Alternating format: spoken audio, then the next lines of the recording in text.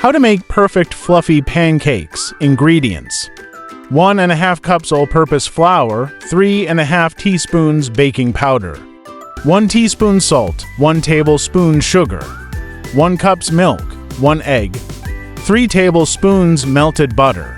Instructions: 1. Mix dry ingredients. In a large bowl, whisk together the flour, baking powder, salt, and sugar. 2. Combine wet ingredients. In a separate bowl, mix the milk, egg, and melted butter until well combined. 3. Make the batter.